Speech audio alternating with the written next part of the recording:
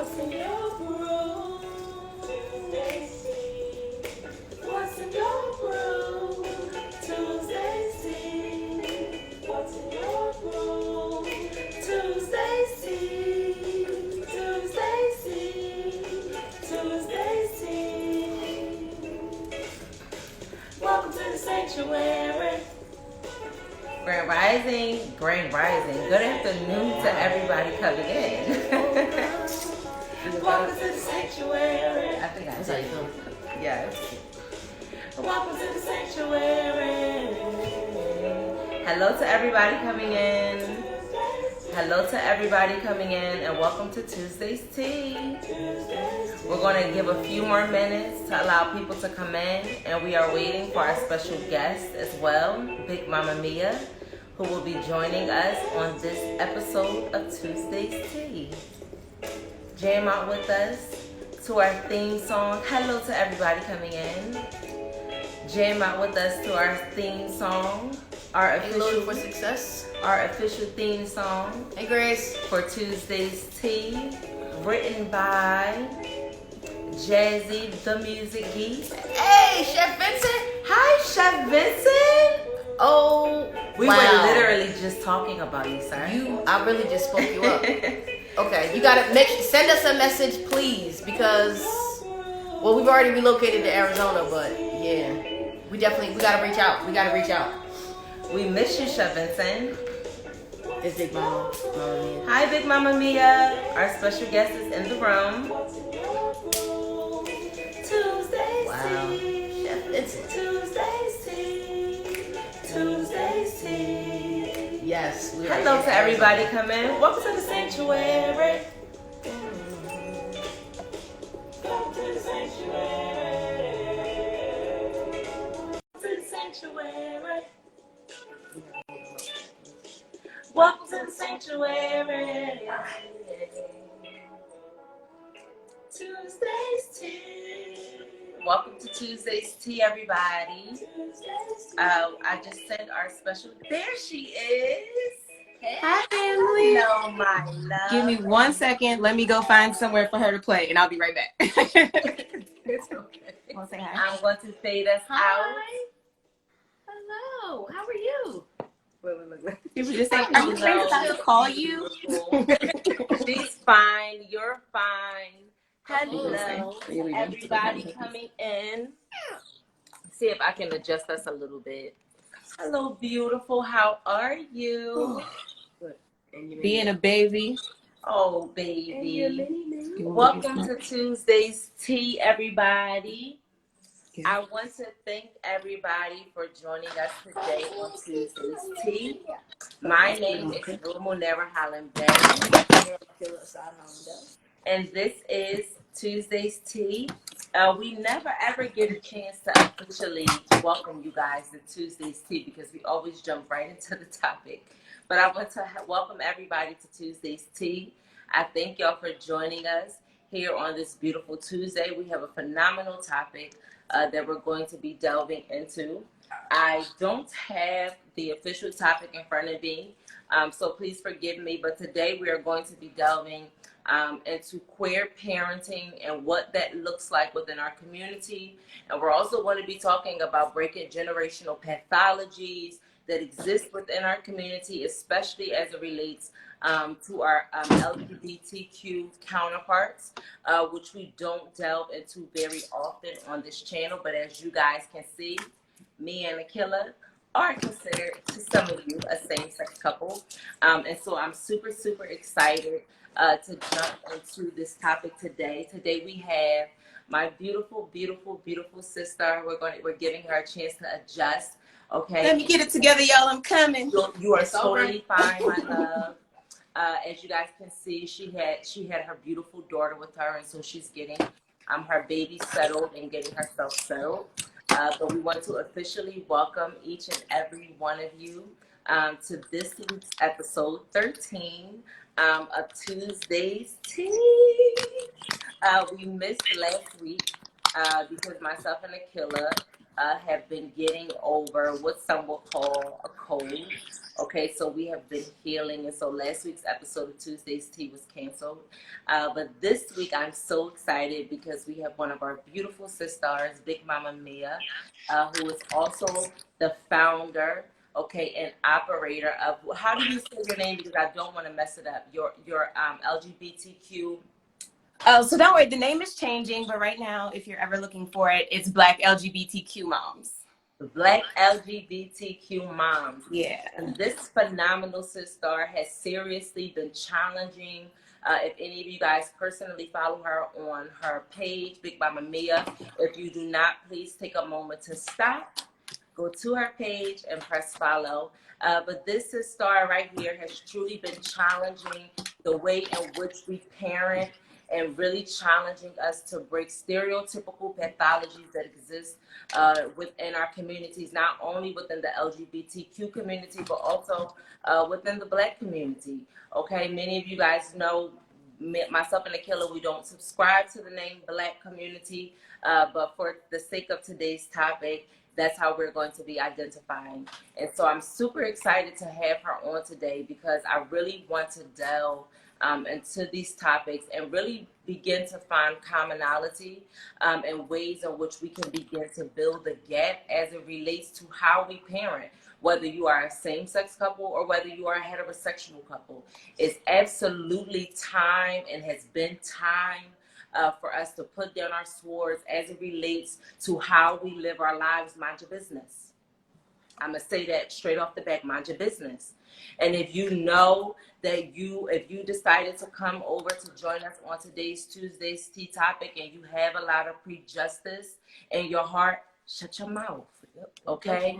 And come here today and sit in a place of open-mindedness, okay? Not trying to be a part of the problem, but actively looking for better solutions on ways where we can really begin to bridge the gap as it relates to healing our community and healing within our community, because it makes no sense for us to continue to pass toxic pathologies down to our children because they don't know and understand none of this foolishness that we have been operating in centuries as it relates to how we identify, okay, and who we choose to love, okay? And so before we jump in, I want to allow our special guest on today to introduce herself, and we're going to ask the famous question, Big Mama Mia, what's in your brew? And welcome to Tuesday's Tea. Thank you. Thank you so much for having me. I was so excited. I'm like, you want to hear a little old me talk? So thank you. Of course, you all are always so supportive of like anything that I feel like doing or anything that I feel called to do. So thank you for always being supportive. Absolutely.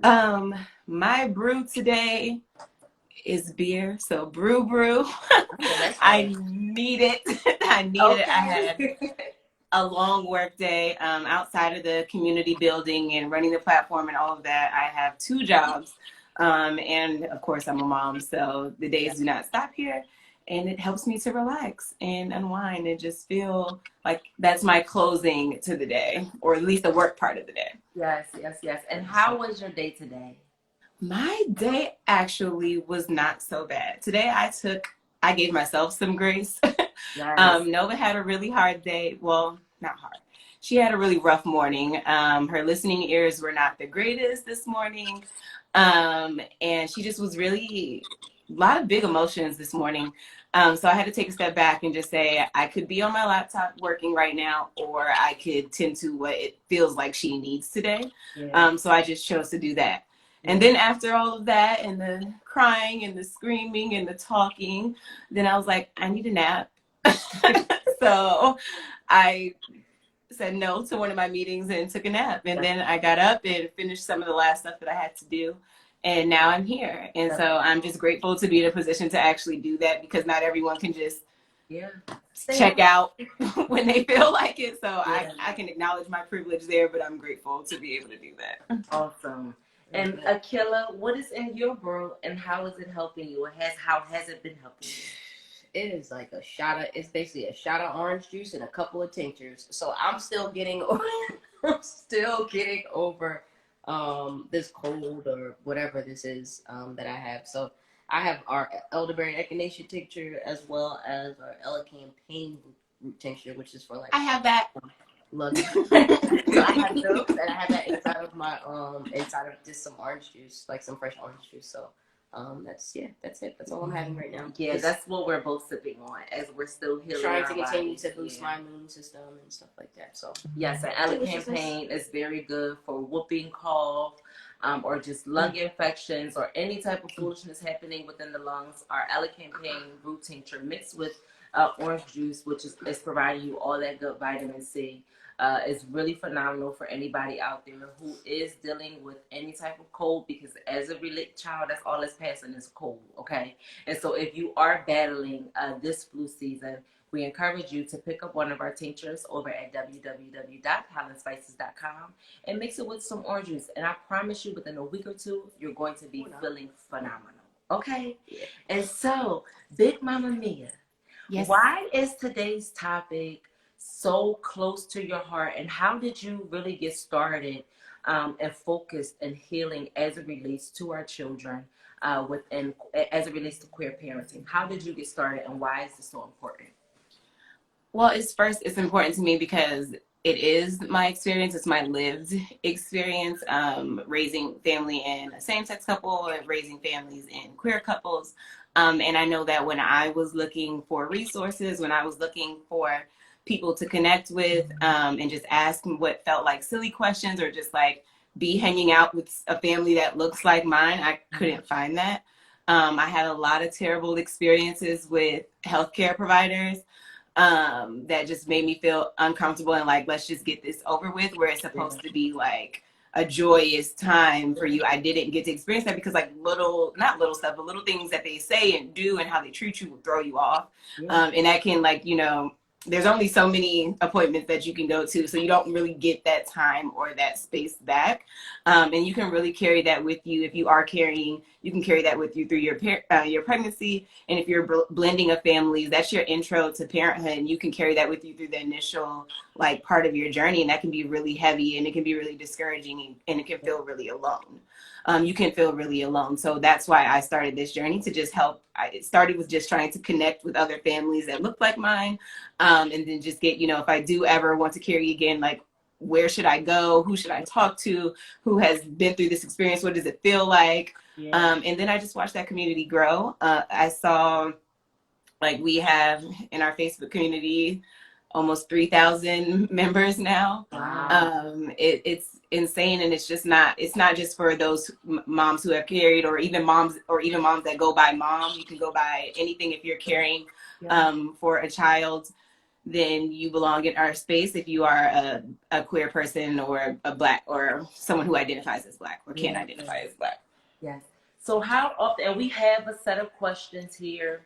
Mrs. Holland, please feel free if there's a question that pops up on your heart that you want to interject and ask. Please feel free. Yeah, I'm like the person of very little words, but but that's just how I am. Yeah. But I like more organic conversation. So like for me, the questions will more than likely come in flow as we're in the flow of the conversation. Yeah. But please. So, Big Mama Mia, we're going to jump in to get right into our questions, and we're going to try not to hold you super long.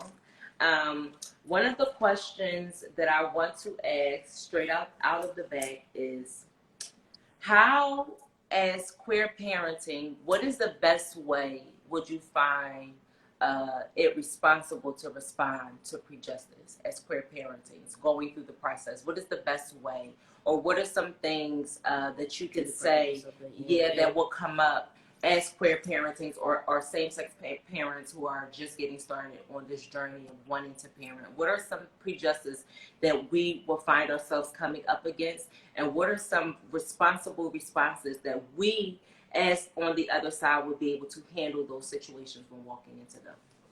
Yeah, of course.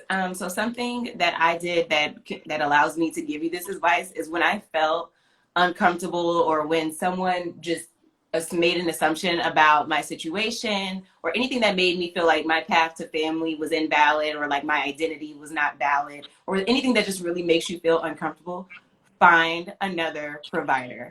It's not one of those situations where you can just be like, okay, I can explain, or can be a teachable moment, or, you know, I can grow with this person, or I can, you know, I'm used to like putting that to the side anyway, or this happens all the time. So, you know, whatever. No, like that is not how I take nurturing and building families very seriously.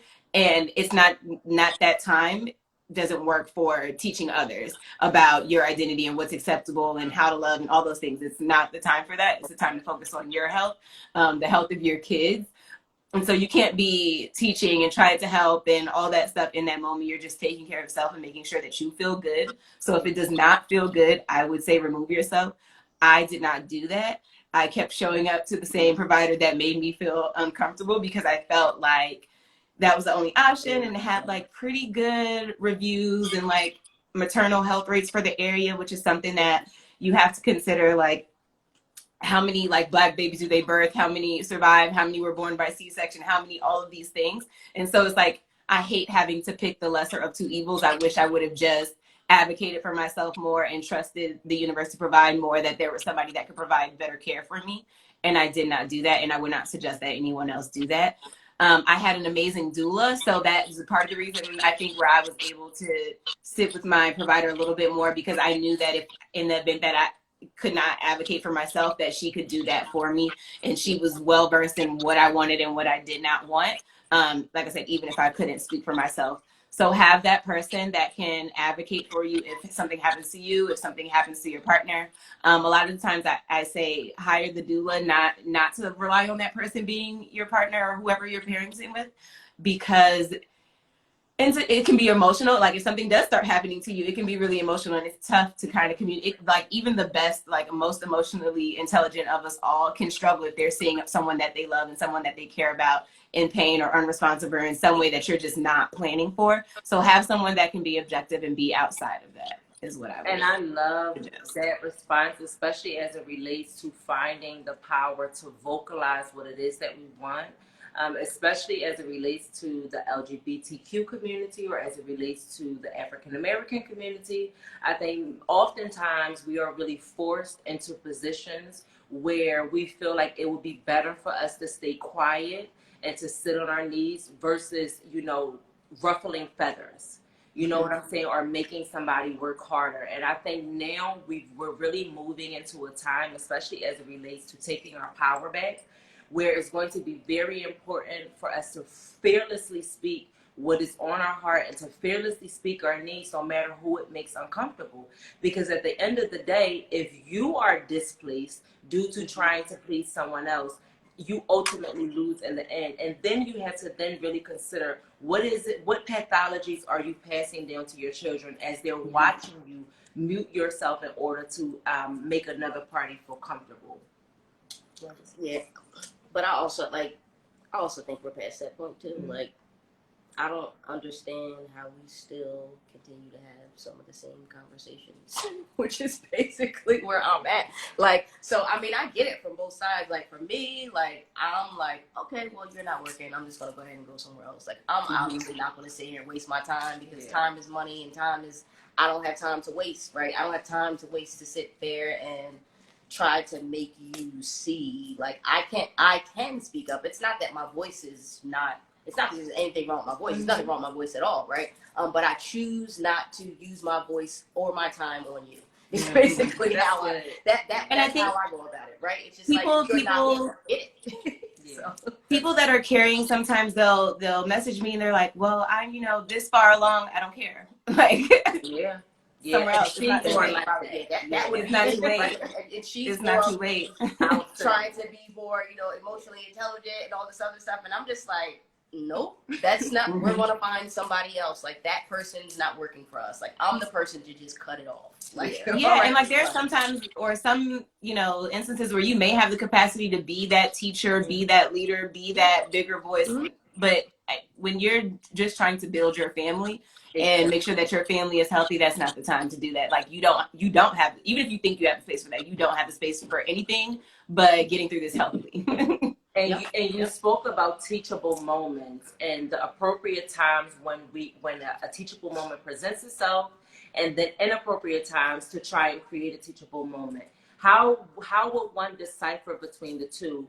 of when to share and have a vulnerable moment with someone to help them understand, and when to just kind of stand back and allow the person to either get it on their own or to proceed? I believe in being intentional. So I can use the example of healthcare providers. If you have not gone through a training or actively sought out information before my community even comes to you, then you're not the person for us, because you didn't think about us before we came into the room. We had to show up and share our truth and do all this emotional labor before you felt it was important to learn about us. Correct. So when it comes to health, things like that, otherwise, like, still same tone, intentionality. If people reach out to me on their own time, with their own resources, with their own money, then great. I do have the capacity to have this conversation, to talk to you, because it's never free for me. It's never free for you. Like the emotional labor that comes with constantly having to explain yourself and constantly having to define and put labels that you might not even want to do just so somebody gets it, just so somebody gets you, is not always worth the time or the effort.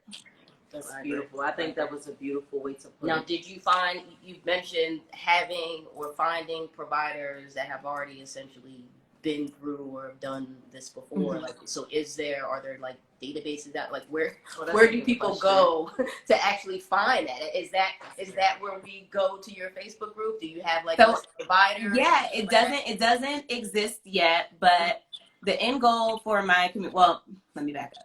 If you were looking for it right now today, yes, go to my Facebook group. We have people, like I said, everywhere. So what we generally do is check in who's in this area, who's in that area, what care providers did you all use, or what care providers would you recommend? What was your experience like? How do you identify anybody that's willing to share?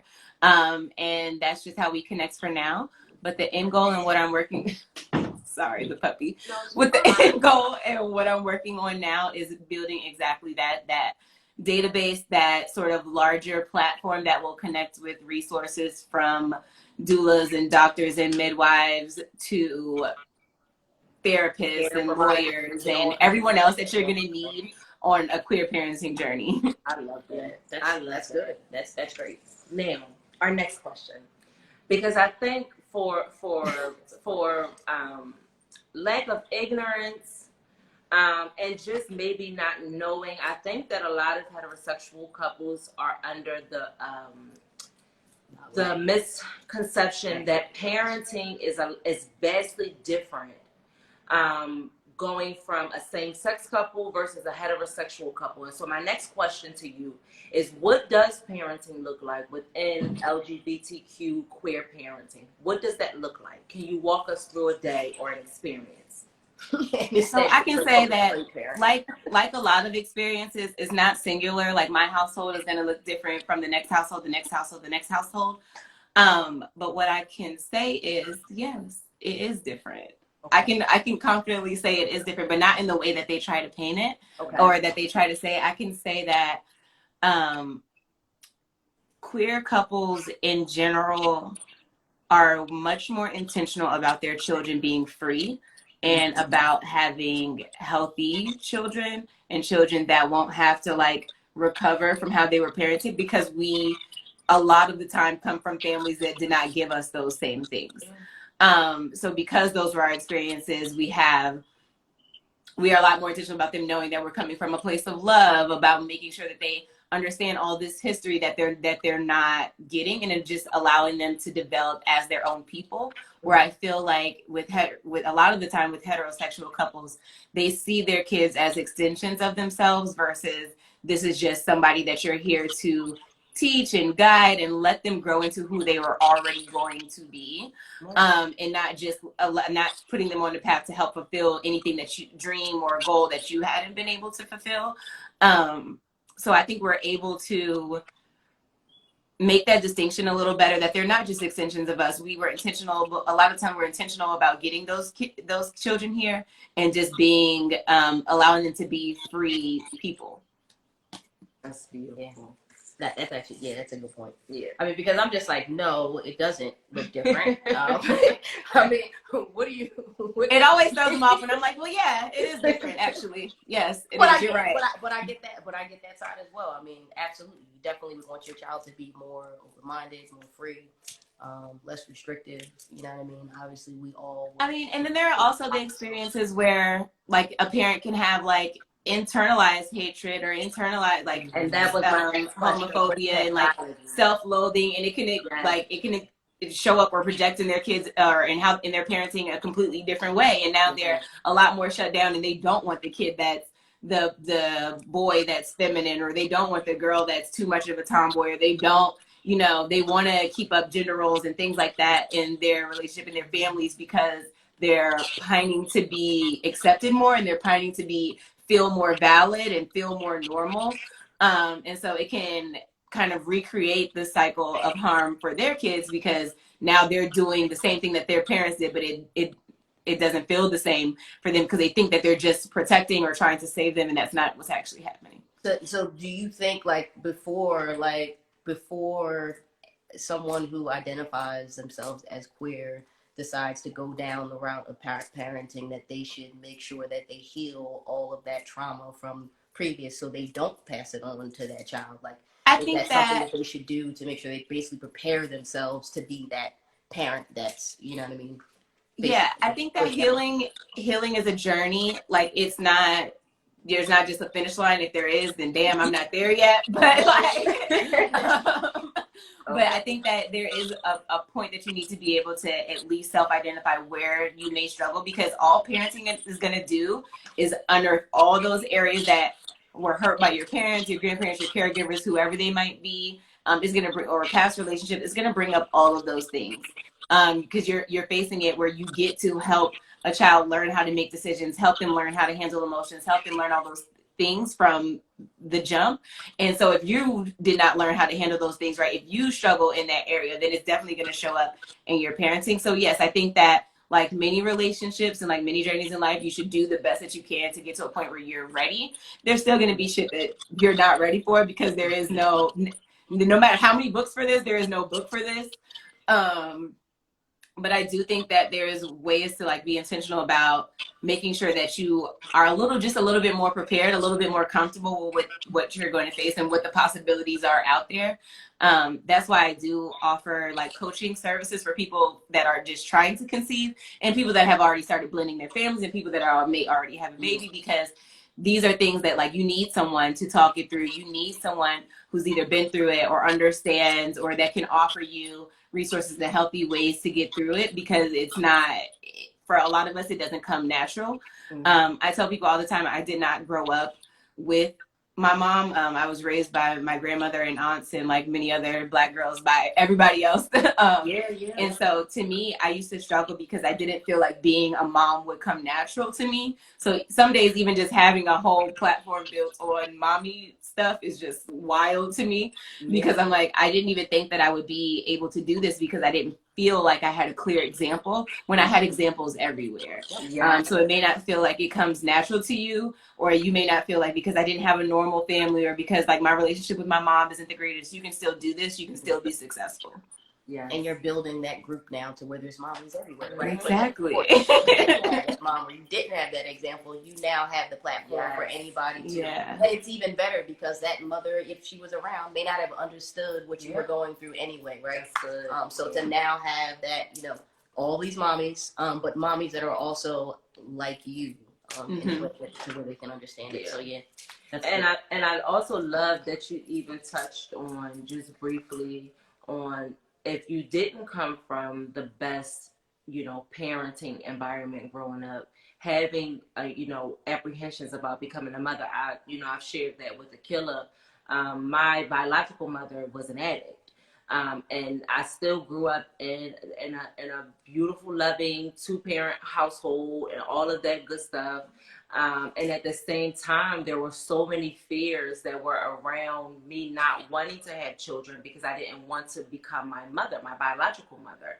You know what I'm saying? And not really, you know, having anything in my immediate environment that would have warranted, you know, my experience to turn out that way. But like you said, as children, and you grow up, you automatically take on these pathologies of everything that you don't want to be. And sometimes trying to outrun our parents' our parents' generational curses, sometimes we can run directly into them and becoming them, trying to make ourselves so differently, when a lot of times it really is just surrendering to your childhood experience, and not more so looking for fault in it, but trying to understand why the experience was the way that it was, and how the experience helped you become the person that you are. So when I look back today, I have a lot more ease now thinking about becoming a mother, and really understanding and feeling like, I can really do this mother thing, and really be successful in it, even if I didn't necessarily feel like I received everything that I really needed growing up as a child. And so I love that you even touched on that, because in healing ourselves as we become adults, at a certain point, we no longer get to blame our parents, and it becomes our own responsibility to look at our traumas and to look at our pathologies and make the conscious decision to heal them and to make peace with them, especially if we have, or you have, the intentions of becoming a parent. We have so many children, especially within the Black community. And I want to bring this up because we hear it all the time. I was playing something earlier in the house, and it was this melanated man who was speaking about the gay community, and just about how our Black community as a whole is worse off, because we have now people who look like us being brave enough to come out and say, I love who I want to love. And it doesn't matter how you feel about it. And what I want to speak to that, and what I want to say about that, is that it's really time for us to really begin to even do away with that manner of thinking. Because we have so many heterosexual couples who play a major role in the displacement of our children, especially as it relates to the foster care system. You know what I'm saying? Not same-sex couples weren't having children and abandoning them, forcing the government to take over responsibility. And then if you really do your research, you see that there are a lot of same-sex couples who are now going back to retrieve those children and to give them better homes and better environments. You know what I'm saying? And so what are some ways that we can begin to bridge the gap between heterosexual parents and LGBTQ parents, and seeing that, and fighting each other, it doesn't move us forward. It actually pushes us back even more, because we're not getting to healing when we're fighting. It's all about family in the end. So you touched on the part about like how heterosexual couples have a history already of, I think, just systems that allow them to not have to show up as parents, but then somehow we as a queer community get blamed for like the non-traditional family structures that exist. Melanated people, Black people have a history of non-traditional homes and families, period. But somehow, like, we were all, like I said, I've raised by grandmas and aunties and living with cousins and extended family for extended amounts of time. That is how we live. That is how we build community. That is not new. But somehow when it comes to queer couples, it's like, well, like, what is, that's, we're not allowed to do that. Like, that's just, you're stretching the boundaries of, God and science and everything else, when we've been living like this. We've been making it happen for us. Like, my mom was adopted by her biological dad's girlfriend, and that's normal stuff. Like, it's called, like, I read so many books about Black adoption, about people who just were given kids in their community, and that's how, it doesn't have to be any official, anything legal or on paper, but that's just how we are and how we have continued to build community. So when it comes to queer community, doing the things that we have to do to build families, I don't understand sometimes how people think that it's so far of the stretch of the mind. Ooh, sorry, dropped my fan, and so our air conditioner is broken. Home ownership is not fun. Yeah. So listen, okay. Hopefully, it just broke yesterday, so hopefully we can get somebody in here soon. But as far as bridging the gap between heterosexual couples and homosexual couples, I can say that when it comes to parenting, you have to realize that we all have the same goal. We want to raise healthy, happy kids, but I cannot do that if you are actively trying to invalidate my entire existence and my family's entire existence. So I do not think that the weight is or that the ball is in the queer community's court, because we as the marginalized group, we cannot do that to you, but you can do that to us. Like with queer couples even trying to adopt, there are a lot of or agencies that do not service queer or same-sex or queer couples. There are those who will not let trans people adopt. There are there are so many LGBTQ youth sitting in foster care with families that would love to have them, but they're put in group homes and not prioritize the way that, you know, your normal kid looks or behaves or how they love. Yeah. And they just want to be loved. They're just searching for love. Like if you just put them in the right environments, they would thrive. I don't get that. I don't get that whole foster care system and all of that. We were just having a conversation about that. I mean, because you're essentially a foster child as well, and how basically they just, I don't know what the agenda is, whatever it is. It's just like, hey, we're just going to go ahead and take you because we can. We're going to go ahead and put you in this place with a bunch of other children and make you a number. I mean, essentially, it's just like, hey. It depends on your area. It can be anything from financial motivations to, like, there are some states that do genuinely hold out, sometimes to like a kid's detriment, for biological families and moms to come back and prioritize them, which I get. There are some instances where yes, that works, but I don't think that the boundaries are always in the best place. So it really depends. That there of course are a million and one financial motivations to owning a group home, to bringing in foster kids, but not really prioritizing their health and their growth and their how they grow into people. So there are, because it's a business. So once it becomes a business, like sometimes the love is not the first, it's not at the door. Yeah, it's not. It's not. My next question for you is, what does spirituality look like within same-sex homes, especially as it relates to passing down spiritual practice to your children and to our children? What does that look like?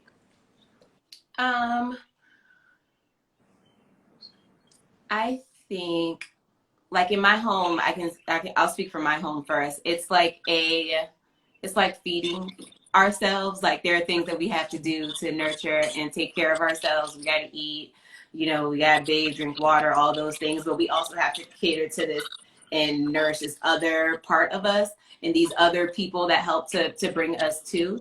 And then there's ways that we just need to find clarity. So I think in my home, we try to make it a daily practice, because I can be honest, I don't even eat enough most days. So I know that I have to be intentional. And with Nova, I feel like, and she's 3, so spirituality is limited to her. But she like, it's important to just model it. And she'll ask, like, if I'm meditating, if I'm praying, if I'm doing like anything that's a part of my regimen, she'll ask what's going on, like, and she'll like pretend, but I don't really think she's pretending. I think she's picking it doing it for her level. She is. Yeah, so I just be accepting of when she does and does not want to participate, but I continue to do my best to model it. I think as far as spirituality in queer homes in general, like I said, it's not a singular experience. I think it can look very different from home to home, but I know that a lot of us have bad experiences sometimes when it comes to religion and spirituality, and I try to help people just by talking about my experience, separate the two, because you can still have relationships and things without it being connected to an organized religion, or a religion that's not here to see you succeed or see you healthy or see you loved in your full authentic self. So I think that a lot of the trend of what we see in melanated people or Black people going back to what our ancestors practiced is prominent in queer communities a lot of the time, because these are the religions or the spiritual practices that accept us wholly as people. Yes. Even in our deities and our beliefs and things, like we have representation, we can see us in God, and like we don't get that anywhere else. So I think that that's part of like the leaders in our return to where we need to be is going to be the community, the queer community, for that reason. So the spirituality practices that you perform today, is that how it looked like when you were younger? Is that how you grew up? I guess with your grandmother, your aunties. Is that like what was instilled in you when you were a child? So New Orleans is weird. Anybody that's from New Orleans will tell you it's weird. So we could go to like our normal like Christian church on a Sunday and then be reading cards at night, and so it's just like it's different, like because you have like New Orleans has a strong Catholic community, and then we also just have a strong history with Western African religions.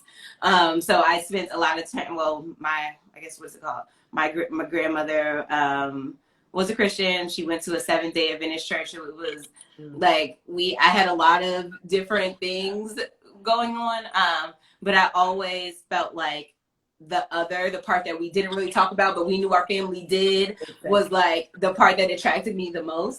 And so when I became an adult and had more of a say and more control over what I wanted to be intentional about and what I wanted to connect to, it was that Western African religion history, or even just Southern African American history, because don't play us. We're here.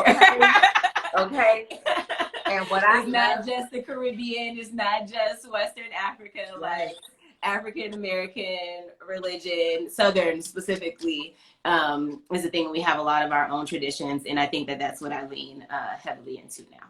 And what I love the most, especially about, because what I view it as, especially as it relates to spirituality, especially within the melanated community, is I see how the world is shifting almost as a liberation. And I feel like melanated people are going through a liberation of sorts as it directly relates to spirituality, because of how we were raised in church and what, the things that we were programmed to believe.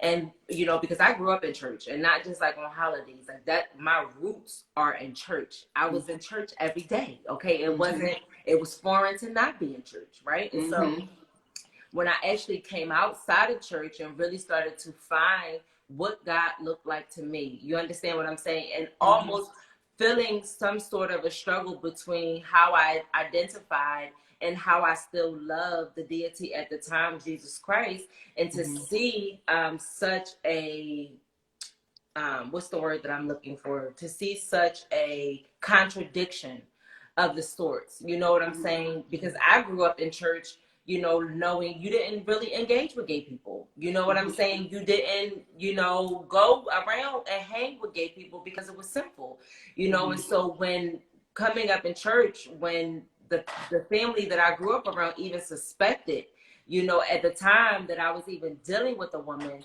I was almost shunned to a sense, you understand what I'm saying? And then getting outside of church and really finding out what God is and what spirituality looks like, what you'll find the most is that Bishop C. Mason sits at the head of the Kojic Church. And Bishop C. Mason was one of the most world-renowned root workers within the Americas. So I thought I had my cards down here, but he's one of my decks. He's one of the major arcana. He's one of my favorite cards to pull. He started the Kojic Church. So when we talk about Christendom and when we talk about what some will consider to be witchcraft, you cannot separate the two, because the head of the Kojic Church that really started this whole ideology of church was a root worker and encouraged the community to work with roots, but then when patriarchy came into sorts, there came a disconnection with how we understood and how we worked ritual, right? And so now we're seeing a complete liberation of our people coming back into our roots and being comfortable enough to work with tarot cards, to work with bones, to work with candles, to work with oil lamps, which is what we specialize in over here. You know what I'm saying? To build altars to your ancestors, to build altars unto yourself. And, you know, our people will automatically look at these things and deem them as demonic, but we venerate, I'm trying to use the right word without being offensive, but we venerate white people's ancestors every day. Mm-hmm. Whether it's in the holidays, whether it's spending the money with their faces on it, okay? They got altars and offerings and all that stuff all too, of honey. You know, and even when we look at the deity of Jesus Christ, for those of you who still believe that way, that's fine. But that deity doesn't look like you. He wasn't rooted in you. So to even use religion as a way to reduce how melanated people view spiritual practice and how we're allowed to operate in spiritual practice at this stage in the game is asinine. And so I love I love when I see our people starting to incorporate their children into spiritual practices like meditation. You know what I'm saying? Or tarot cards, you know, or sitting around and talking about their ancestors, allowing their children to give ancestor veneration and ancestor reverence. And so I love that you touched on that, because we really are beginning to see a back to our roots almost movement as it relates to spiritual practice. And it's time really to start passing these healthy pathologies down to our children, so that they have a way to not only honor their ancestors and those that came before them, but that they find the pride and the reverence within themselves as they move forward, that they know how to protect themselves every day before leaving the house and when they come back inside of the house, that they know how to protect their parents when their parents aren't able to do the work and to continue to work. Somebody has to pass down these teachings and these ways of living and bring us back into the setting. And we've already lost so many storytellers, right? Mm-hmm. True. We've already lost that, not lost it, but that tradition is not what it used to be. And I can say that I miss it. Definitely, I miss it. We've lost so many gems, and a lot of this history has died with a lot of our now ancestors today because of the stigma, like Zora Neale Hurston, who vividly wrote about hoodoo and hoodoo practices. You understand what I'm saying? Exactly. Toni Morrison, who vividly wrote about hoodoo practices, okay, and ancestor veneration. You know, we have so many of authors and storytellers, like you said. Which one is this? Sula. Yeah, I read that book when I was in high school. Yeah, I remember doing a book report on that one. Yeah. And so we can look back on so many of our artists or our writers, and we can see where they tried to connect us or to even give us a glimpse into spiritual systems and spiritual practices that at one point was deemed illegal for us to work in. You know what I'm saying? Working with herbs and things of that nature was illegal for our people during a time. And so truly liberation comes to pick up those traditions and to pick up those herbs and to use these things to not only heal our bodies, but to heal our bloodlines. Yep. And there's like little stuff that, you know, that I see her attract, like Nova is really into earth. Like, so her thing is gardening. She loves to be out in the garden, and she loves to see things grow and see them evolve and then use them, like when we come into the house, and use them for like cooking and cleaning and things like that, or cleansing. So she loves it, and I see that part of her. But I'm like, if I hadn't been intentional about where I needed to heal spiritually and what I needed to do to make sure that I'm on a regimen where I'm getting in tune and I'm staying connected, then she wouldn't have that opportunity either. So in this, I guess, community that you're building as well, obviously you talked about healthcare providers and stuff like that. I mean, is spirituality also something that, you know, you'll be offering as well as people, you know, that? Yeah, definitely. I think the spiritual part of it is so impactful. It's not just your body that's going through building a family. It's not just your person, but your soul is going going through this entire experience, whether you're actually birthing or whether you're the non-birthing parent or whether you're, you know, coming into the, you know, the blending of families or adopting and bringing on someone else's child and whatever, you know, happinesses, but also whatever traumas that they may be carrying and memories that they may be carrying and, you know, ancestral trauma that they may be carrying with them, because that's all coming into your home and all coming in to your life. So definitely, yes, it is what I would say part of the services that I'm hoping to provide. So there will be everything for physical providers to spiritual providers to that next level mental providers, and then just like peers and coaches that are near you, people that, you know, you can see, touch, feel. If you don't have friends, that maybe you're the first in your friend group to have a baby, because that is a thing, and that can, like, I was one of the first in my friend group, and that can feel alone. So it's just connecting you with people that can feed you in those different sort of ways, because you're going to need it. It's really dope. That's dope. You have to. I mean, you can't focus on one aspect of yourself, right? Yeah, you can. Parenting. I mean, you are. I was going to say creating. You're not creating. I mean, you did create a person, but I'm just saying you're helping to foster this person's growth, right? For the future. So in all aspects, not just all parts of their health. I'll put it to you like that. And when you think about all the parts of a person, it's like very daunting almost. Yep. You're like, shit, I got to make sure she eats. I got to make sure she exercises. I got to make sure she's emotionally intelligent. I got to make sure she's, you know, spiritually sound and feeling connected and knowing her history, and I'm telling the right stories, and that I'm teaching her the right people in the right history and connecting her to the right resources. And it's tiring. And that's why mommy brain does not stop, because you're like, I have a limited amount of time where they're actually impressionable before they start listening. That time is a lot shorter than I thought it was, because Nova's about to be 4 and she already don't listen.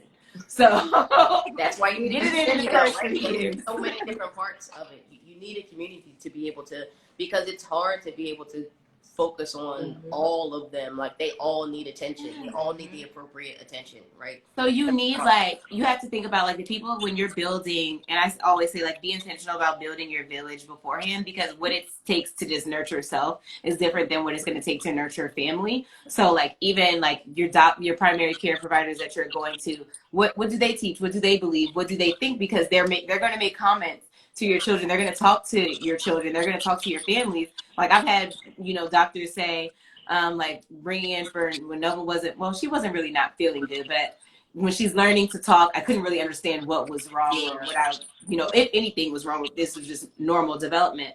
But the doctor that I brought her to said, she's maybe coming like, oh, she's still a girl. And I was like, what the fuck does that mean? What? I'm sorry. And I'm like, and if she wasn't today, if she said that she wasn't, if I said actually she's not, or, you know, whatever, like, if I corrected you in any way, like, what the comment was unnecessary. So now I feel uncomfortable. Yeah. So now I don't want my child here. Yeah. And then you got to think, like, if your kids are not homeschooled, whereas Nova is 4 now, but she might have to get out next year. We going to see. But like what teachers believe and what the school community looks like, what your friends look like, anybody that's going to be caring for them, whether it be parents, other family members, you're really going to have to get in line with parenting styles, because like people will think that they're allowed to do wild shit to your kids. Like, you're not about to hit my child. Sorry, period. No, I don't even hit her. So why do you think that you're going to be able to hit her? Or they'll tell them things like things that are homophobic, things that are racist, things that are colorist. And like, so you have to really be intentional about who's, you know, providing care for them, who's watching over them when I'm not around, you know, what things are they going to be overhearing and learning about, and be intentional about the people that you're bringing around them in general, like just in a more expanded sense than when you would have to care about for yourself, because we're adults. Yep, absolutely. My next question is, how can the world adapt to the acceptance of same-sex parenting? How can the world adapt? I think that we have to be represented more. I think that, like, I mean, this may rub some people the wrong way, but I think that when it comes to like queer history, and sharing that, you know, we've always been here, we've always been around, we've always built families, that has to be intentional, like, you know, the same way well, not the same way because it kind of sucks. The way that we learn about like Black and melanated history, yes, it sucks, but it's there's some form of structure there. So like that also you have to be intentional about it, right? So you can't in your homes just be like, it can't be enough that you're just not racist. So you can't be enough that you're just not homophobic. You have to be intentional in saying like, I support and I support queer folks and I am anti-homophobic or anti-bophobic or transphobic, and that's rooted in decisions that I make every day, and that is rooted in me being like surrounded in my community, and I'm bringing my kids around to see the various walks of life. Like there are people that had an issue like when they did when the whole drag story time was a thing before the world shut down. I'm like, why? Because these people exist. So if it's not in your immediate community, then you should be open to your kids seeing, that different types of people exist. So just being really intentional about interrupting like language that might be hateful, and not just like letting it slide because like no one's around to hear it. Like I wouldn't suggest that in your homes, like, oh well, as long as she doesn't say that when we're outside. No, like this is the time this is your learning moment where you can say, hey, this is not what we say, this is why we don't say it. And or like skipping over making kids. They're going to say as soon as they get outside. Like as soon as they walk out the door, they're going to say exactly what what you want them not to say. Right. And if you have kids, like they're going to say shit at the worst times. Like then you're not going to be able to control it. So you might as well interrupt it in your home if it is your true intention to be a safe space for queer people and queer families. Yep. And you don't want kids they're naturally going to ask questions. Like I've had not with Nova, but with the older kids that I was parenting, like they would come home and say like, people ask us like, why do we have two moms? And I'm just like, because I have two moms. I'm like, because it's normal for you all. They have, but they never really they didn't understand the difference. But I'm like, for other people, it's not their truth. So they need, or they will ask for more explanation from you, and you could choose to give it or you can choose to not. You can stick to your answer right now, which is I have two moms, and that's more than enough. If you feel like that's enough, that's fine. But if you do want to explain, go the extra step and say, where you have a mom and a dad, I have two moms, or I'm raised by my grandma actually, and just not make assumptions. Like I tell, like even when kids go to school or when I'm interacting with kids, I try not to say like, where are your parents? I'll say like, where are your adults, or like where are your people, because you don't know who they're raised by. You don't know what you can be triggering for a young child. Like had they in their event that they lost their parents, or they have two dads or two moms, or in transition that they might go through. Or a grandfather raising her. It's just, you can't make the assumption nowadays, especially within the melanated community, because anybody could be raising our children. That's not the parents. And so that's why I say it's never just like singular to queer folks. It's just in general, like how can I be more mindful? How can I be more inclusive in conversation, in my interactions? And I think that a lot of the time, like our communities and our healthcare providers and like our organizations really struggle with that, being mindful and being inclusive. They feel like it's just so hard. So like if you know me, like I normally say they until you say like it's she or it's he or whatever it is, because it's not taking me any effort to say they, but people will act like it's out of their way. But I'm not going to assume anything about you. I'm not going to, just jump out and say that, because I've had that happen to me, and I know that it can be hurtful. So if I'm a trans person, or if I'm, going through any like identity transition journey or whatever, that can be harmful and it can make you feel alone. And that's never my goal. I want everybody to feel included. Yeah, I mean, so do you think like you think just like removing the label, whatever it is, whether it's gender? Yeah, it's removing the language. It's bringing books into your home. Species, just removing the label altogether and just making it.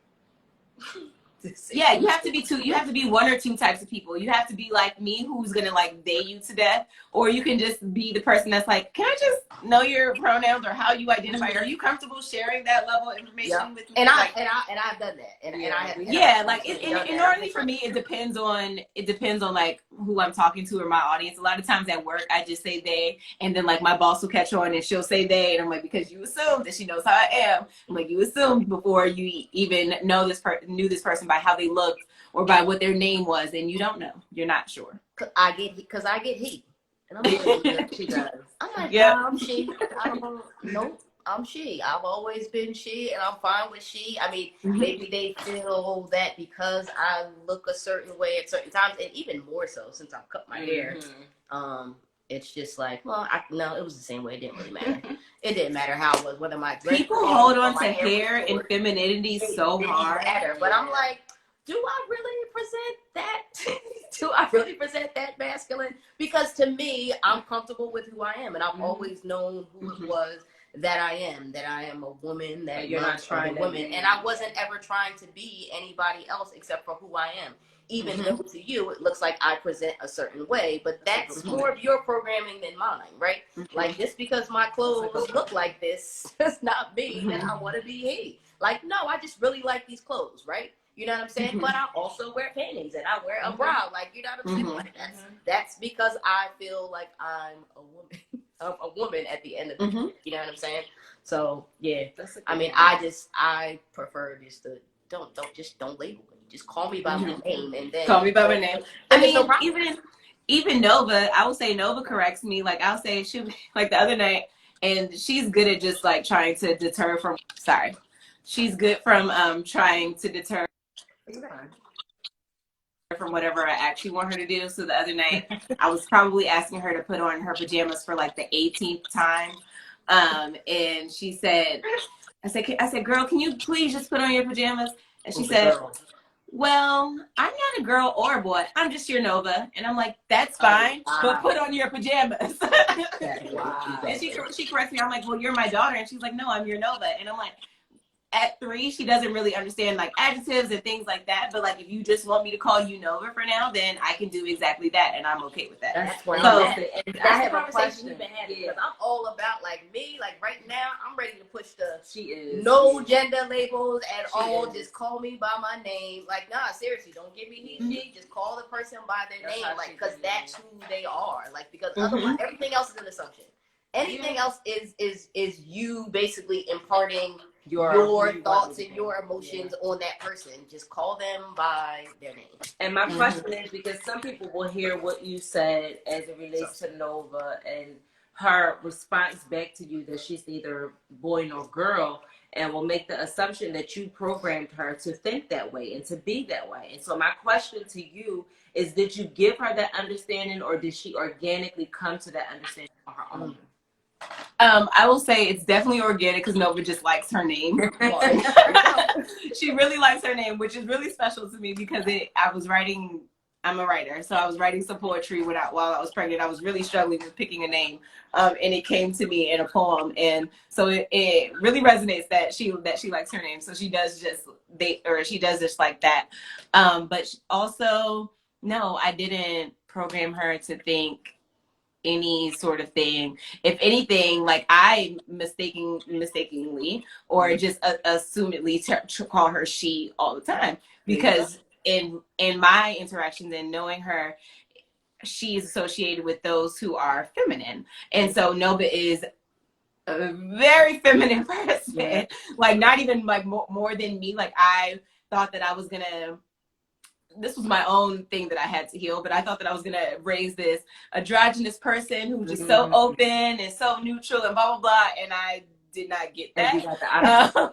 And it sounds like she took on more of the attributes of femininity and what femininity looks like versus the gender of femininity. Yeah, because gender doesn't mean anything to Nova right now. It's not important. It's important that you know that her name is Nova, and you can call me Nova, and that's it. So like, I try to explain to her, I'm like, well, I'm your mommy, and I'm like, you know my name, and she'll say like, oh, your name is Mia, but then she'll try to assign genders to like other people, and I say, well, no, I was like, just like you like me to call you Nova, you have to ask, you know, what it is for them, because she'll try to say like, no, that's a boy, and that's just going into like, at around 3, you start talking about like anatomy and biology and body parts and things like that. So like, she's like, well, my cousin has that, so it's a boy. And I'm like, okay, but no. But I see that you're trying to learn and you're trying to understand what exactly is going on.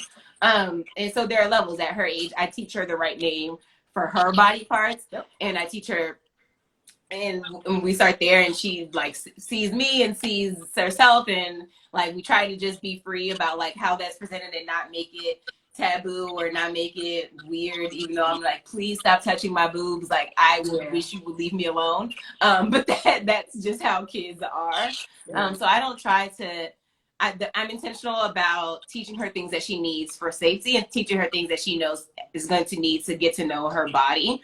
Like there are things that are age appropriate for even 3 and 4-year-olds that a lot of people don't think are age appropriate. And they're like, are you going to stop her from doing that? And I'm like, no. Like I'll say like, Nova, like that's for our private time, or that's for when you're in your room, or like things like that, like not now, or like this is the right name for this is the right name for that, so that if ever when she is out of my care, so she can tell me if anything, for God forbid, were to ever happen, she can explain exactly what that is.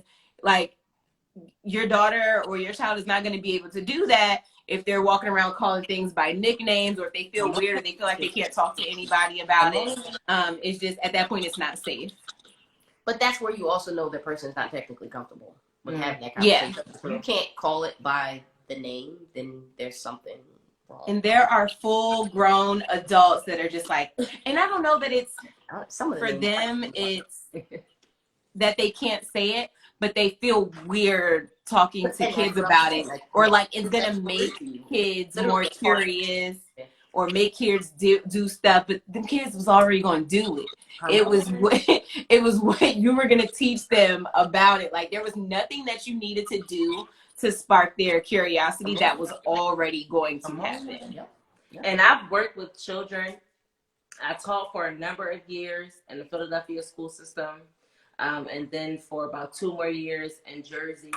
And I think that a lot of times we as adults, we truly underestimate the understanding that children have and the awareness that they have for the things that are happening in their environment, and how much they don't accept a lot of the things that we program them to think and to feel and to be. You know, they still live in their imagination. They still live in understanding that they create the world around them.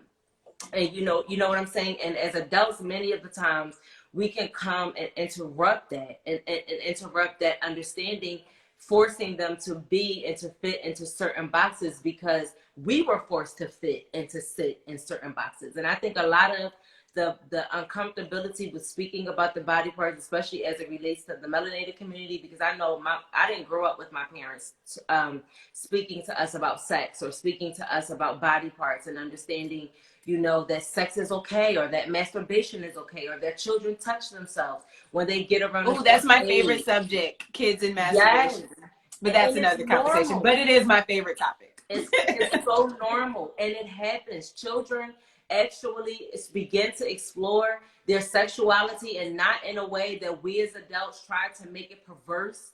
But children explore their sexualities long before us as adults ever realize that they're doing it. Why? Because I was a child, and I was doing it.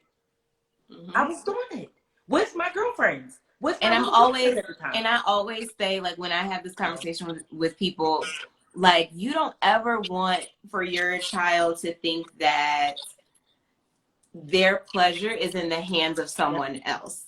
Yes. So that they're depending on all these external things and people to make them feel good and feel worthy and feel valuable. Like, you don't want that. And that doesn't, like, obviously it doesn't stop at sex. That stops in general. I mean, that's in general, like across many topics.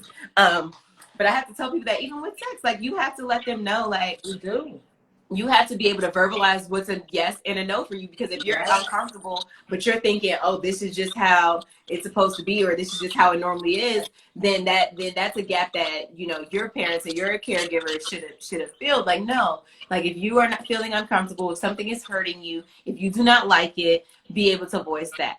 Also be able to voice what you do like and what you are comfortable with, but you have to take that exploration into your own hands. And encourage conversation around it. If you walk into your children's room and you find them in stages of what we have been programmed to understand as masturbation, or just exploring their bodies, it's no reason for you as a parent to walk in there being toxic and angry. Calm down. Okay? And if you don't understand how to maneuver situations like that. You have coaches out here like Mia, and I'm sure a host of others who will be able to walk you through those experiences, because children are violated as young as 3 and 4 and 2 and 1, and they never have the understanding of what's happening to them. And then we text on toxic pathologies by making them scared to touch themselves. Oh my God, I'm doing something sinful. Oh my God, I shouldn't like my body. Oh my God, I shouldn't like how this feels. Those pathologies and things are dead. And it's time for us to really begin to build healthy conversations around how can we instill better programming into helping our children understand their bodies, and how to not only understand what pleasure is as it relates to the body, but also what bad touch looks and feels like as it relates to the bodies. Because you do have a lot of adults out here who are trying our children today, you know, and we create such toxic environments that they'll never feel comfortable enough coming to us and saying, Mommy or Daddy, somebody did this to me, or somebody said this to me that made me feel uncomfortable, or touched me in this way, or Mommy and Daddy, I touched myself here today and I liked it, or Mommy and Daddy, what's this? But if you're so hysterical and so foolish enough to think that it's simple, you've already ruined your child before they even had the cognitive chance to understand what's happening within them and within their bodies, which is something that naturally happens in the body.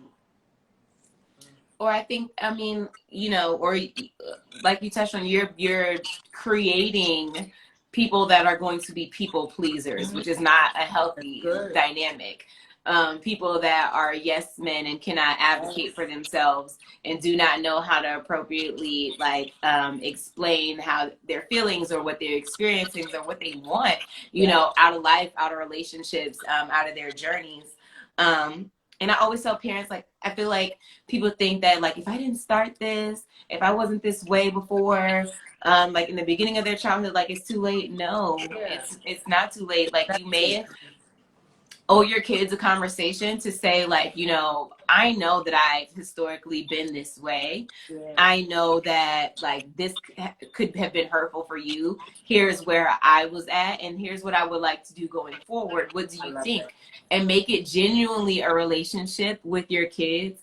And people think that this is wild, but your kids have a role in how you parent them. So make them up. It's a relationship like any other relationship. So make them a part of their relationship. Teach them how to advocate for their needs and their wants in their relationship. That starts with your parental child relationship. That's where it starts. Like Lenova, I mean, as a toddler, everything is no, but I'm like, why is it no? What would you like to do instead? What do you think? And like, how can we meet in the middle? And some people are like, well, I'm not gonna, it's, you know, it's a power struggle. I'm not arguing with a 3-year-old. I'm not arguing with a 4-year-old, blah, blah, blah. But it's like, I'm not arguing with her. I genuinely care to know where she's at with it. I genuinely care to know what she would like to be doing that is not what I'm trying to do right now. And I want her to understand so that when she's old enough, she can make the better decisions for herself. And if I'm constantly just like, do it, and not explaining myself and not having conversations, not saying why, and not seeing where your thoughts are at, then when you are in the world trying to make your own decisions, you're not going to be able to make informed decisions because you have no idea how to do that. That's so good. I love that. And you also presented an opportunity to teach parents who have not been historically open to having conversations with their children as it relates to how they parent. Now you taught them that it's okay to do something different, and that it's okay to change. And especially where we are as it relates to this planetary energy, everything on this earth is beckoning us to change. To shift, to change your perspective. Yes, to die to pathologies, to die to way of being and ways of thinking, ways of operating. Everything on this earth right now is beckoning us to die to a version of ourselves that has not been working, and to be brave enough to pick up a new one so that we're able to really function in this world, not only for ourselves, but also for our neighbors, for our children, for our community, because it's no longer just about your individual voice. You know what I'm saying? And your individual programming. We're now moving into a space where we're all figuring out how can we make the world a safer and better place for all of us to coexist with each other and not have to be at war because I don't think the way that you think, and I don't believe the way that you believe, and I don't love the way that you love. Those ways of being, those ways of patriarchal thinking and operations are done. These differences have always existed. They will continue Always. to exist. It just is what it is. It's Always. You will find androgynous deities. You will find gay deities. Okay. You will find everything. You know why? Because as you go through the spiritual practice, you learn that you are God. You are the God. You are the spiritual practice. You are the spiritual center that you are searching for. And as long as you are coming to terms with that, your spirituality is okay because you define it as the physical walking manifestation of the divine God on this planet. We are one consciousness operating individually. And that tells you that we're all not going to walk the same. We're not going to talk the same. We're not going to believe the same. And we're not going to act the same. And so it makes no sense to spend the next 10 years trying to fit every human being that's walking this plane of existence into one category. It doesn't work that way. It doesn't work that way. And so we're going to finish up and bring this wonderful conversation to a close by telling us where we can find additional resources as it relates to parenting and spirituality, especially as it relates to the services that you offer, Mia. Awesome. I actually have two things. Yes. So you can follow me at the Big Mama Mia. My email information, my messages are always open. I check them all. If you're interested in booking a parenting coaching session, or you just need somebody to talk to and just figure out if I'm the right fit for you, because I may not be, but I may know somebody that does better fit your journey and your goals, and always happy to connect you with those people. If you are a Black queer parent, or you're looking to become a parent, or you're just working on that journey, please join you can either follow my our queer parenting Instagram at Black LGBTQ Moms, or the Facebook group, which is a lot more interactive, a lot more resources on hand, a lot more people that you can talk to. There's no shortage of people who are willing to share their experience and just offer a helping hand. We're always offering each other financial resources, housing, food, healthcare providers, friends, family, business partners. I've seen all of the things form from our group. So please, it's Black LGBTQ plus moms there as well. And my second thing, go ahead. No, go. You fine, baby. Go ahead. My second thing is I pulled a card before. I pulled a card before our talk started. Well, I pulled a few cards. I pulled some just for myself. I just wanted to know how I needed to show up, what I needed to be to make this conversation successful. And essentially, like normal, just got myself together, that I just needed to stop with the self-limiting beliefs and, just be myself and be transparent and things like that, and just not worry about any other things. And I try my best to not worry about what's going on the outside of this moment, what else I need to be doing, what Nova's doing, what the puppies are doing, what this house is going to look like when I open this office door, and just really be present and take advantage of the opportunity. So that was the cards for myself. But the message for the collective, which is this card that I pulled for everyone, it is the 9 of Pentacles. It is pretty close to your happily ever after card. Either someone that's listening or, my beautiful couple here that I'm speaking with, this is all abundance energy. This is all game. So keep showing up that way. Whatever that you're looking for to succeed, honey, the time is now. Whatever transformation that you're going through is going to be successful. If it's material gain, if it's emotional gain, if it's a relationship, that is all this meaning. It is just literally comfort and abundance, and just being able to take a step back and relax and relish in what's around you and really find the value that's within and external to you. So collective is looking good, y'all. That is It's so looking cute. good. It's feeling good. So that made me happy to And what see deck as were you well. So pulling I don't know from? who needed to hear that, but I hope that it resonates for you. And what deck were you pulling? Were you pulling your cards from? What deck is this? I don't know. It's a beautiful card. It I don't is a know. beautiful card. This That's is why I said it. What deck was it? okay. So this is my little bit of a controversial deck. It's It's okay. called the Ghetto Tarot. Oh, okay. Yeah, it's controversial because the pictures are all so their pictures are all Black people and they are Haitian people, Yeah. and Haitian artists. The woman that put them together is not a melanated or a Black person. So it can be a little controversial when you're looking for decks that are of Black people. Yeah. But it resonates for me, and that's when you're picking decks, you have to go with what calls to you.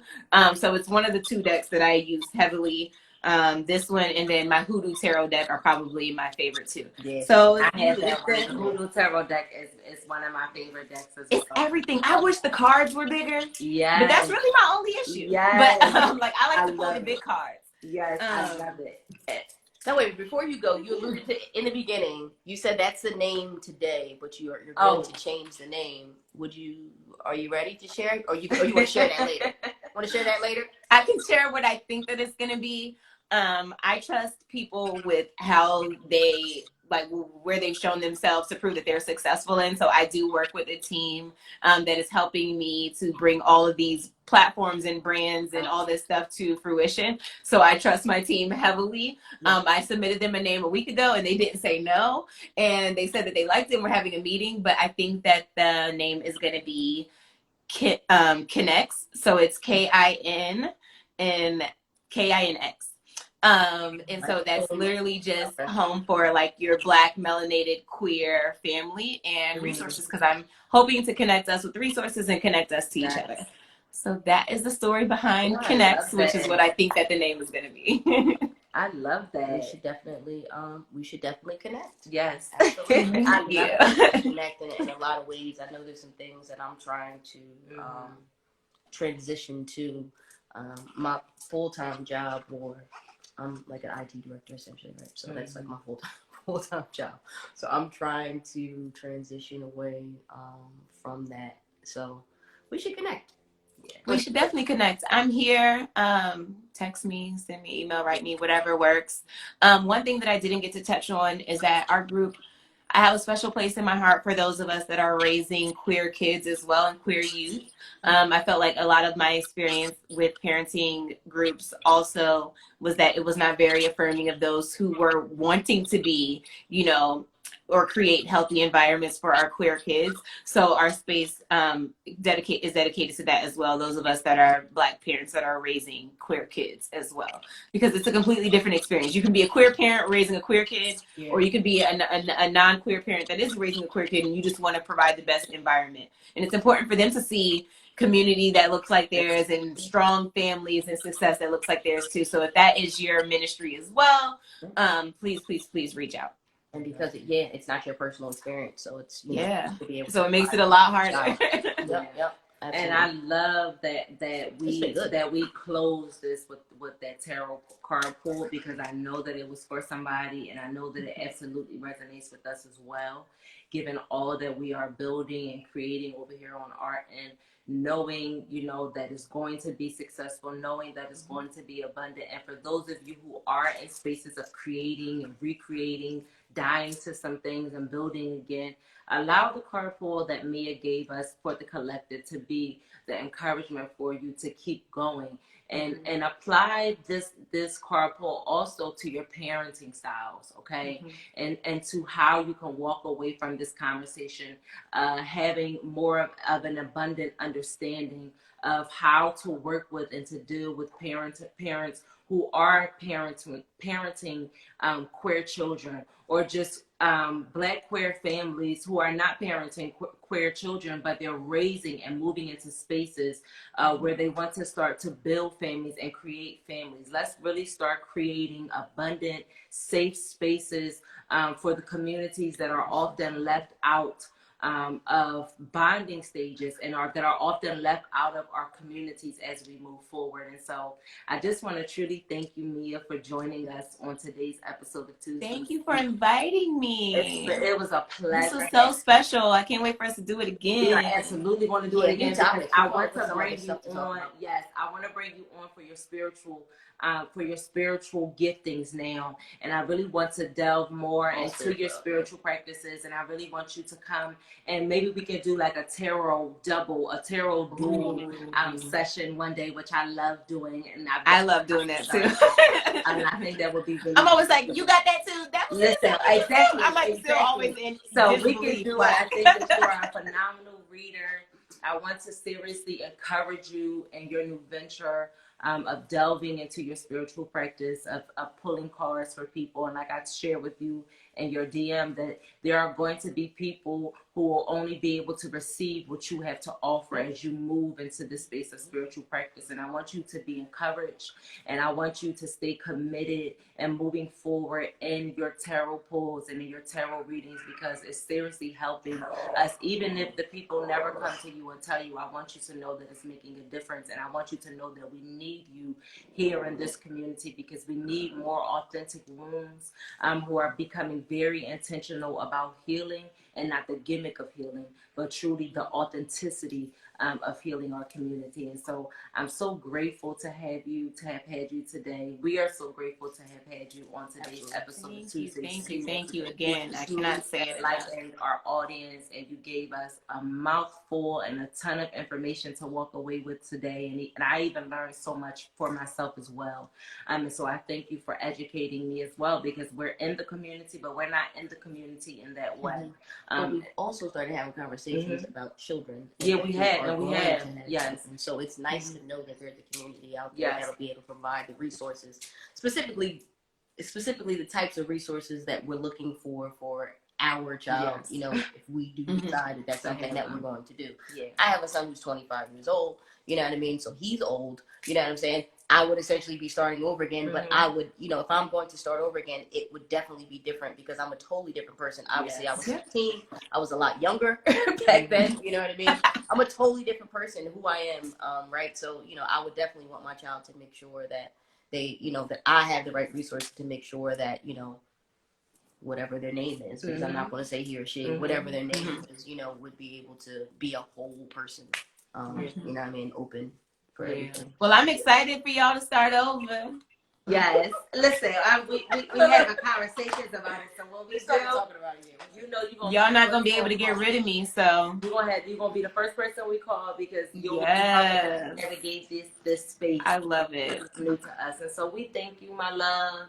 We wish you the best, and we really cannot wait to have you back on Tuesday's Tea. And I thank you for just sharing your time and your space with us today. This was a phenomenal conversation, and we don't take it lightly.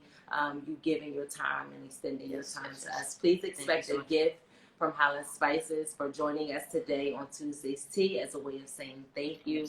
And tell them one more time where they can find you on all of your social media platforms. Sure. My personal page is at the Big Mama Mia. That's where you can find all my personal videos, things like that I put out, and also where you can book coaching sessions. If you're looking for more of a group community experience, or you just want that to supplement your sessions, please follow at Black LGBTQ Moms. Same moniker on Facebook as well, Black LGBTQ Moms. Awesome.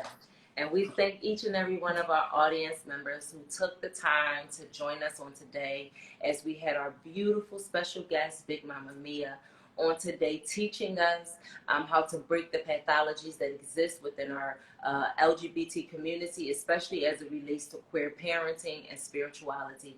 And so we thank y'all for watching, and we thank each and every one of you who will watch the playback. My name is Rue Monera Howland Bay. And I am Akilla Howland L. And we thank you for joining us on this week's episode of Tuesday's Tea. Peace, everybody. See you later. Bye. Take us out with our theme. You know I gotta take us out with our theme song. Man, I'm about to sing this theme song myself. Tuesday's Tea. What's in your brew? See you guys. Tuesday's Tea.